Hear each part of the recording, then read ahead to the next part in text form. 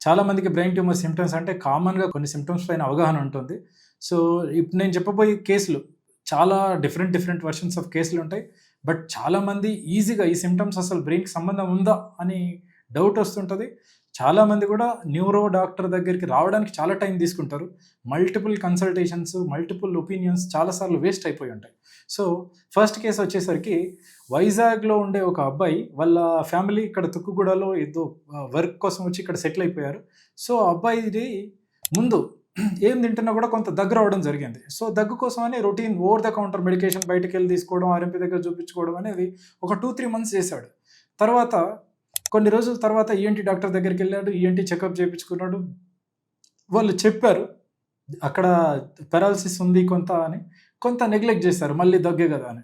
తర్వాత ఈవెంచువల్‌గా చూస్తా ఉంటే దగ్గుతో పాటు నీళ్లు తీసుకున్నప్పుడు ముక్కులోంచి బయటకు రావడం, దగ్గు విపరీతంగా ఎక్కువ పడిపోవడం. సో, దీనితోటి తర్వాత గ్యాస్ట్రోఎంటరాలజిస్ట్ దగ్గరికెళ్ళడం. ఈ క్రమంలో వాళ్ళ ఇంటి దగ్గరలోనే ఉండే మా డీఎంఓ డాక్టర్ కీర్తి అని ఉండే. తను ఒకసారి నాకు ఫోన్ చేసి చెప్పడం జరిగింది ఇట్లా. సార్ ఈ పేషెంట్ కొంచెం ఎటిపికల్ సిమ్టమ్స్ ఉన్నాయి. ఏదో అర్థం కానట్టుంది. కొంచెం నర్వ్ రిలేటెడ్ ప్రాబ్లమ్ అది కూడా అంటున్నారు. గ్యాస్ట్రోఎంటరాలజిస్ట్ దగ్గరికి కూడా పోతే ఒక్కసారి చూసి చెప్తారా సార్, వాళ్ళంత ఎఫర్డబిలిటీ లేదు. ఒకసారి క్లినిక్‌కి పంపిస్తున్నా అని చెప్పారు. సో, క్లినిక్‌కి రాగానే పేషెంట్‌ని చూసి జస్ట్ ఎగ్జామైన్ చేయడం జరిగింది. చూడగానే పేషెంట్‌ని 1 మినిట్‌లో మనం చెప్పేసేయొచ్చు. అంటే చూడగానే చెప్పడానికి ఉండదు అక్కడ. పేషెంట్‌ని థరోగా ఎగ్జామైన్ చేయడం ద్వారా పేషెంట్‌కి వచ్చిన సిమ్టమ్స్ ఏంటి అనంటే, పేషెంట్‌కి దగ్గొస్తుంది. పేషెంట్‌కి తింటుంటే సరిగ్గా మింగుడు పడతలేదు, కుతిక పడట్లేదు. పేషెంట్ నీళ్ళు తాగుతుంటే ముక్కులోంచి బయటకొస్తుంది.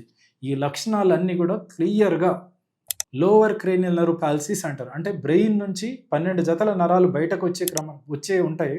దానిలో కింద నుంచి ఉండే పర్టిక్యులర్‌గా 9, 10, 11 క్రేనియల్ నర్వ్స్ ఎఫెక్ట్ అయినప్పుడు ఈ ఇబ్బందులొచ్చే అవకాశం ఉంటది.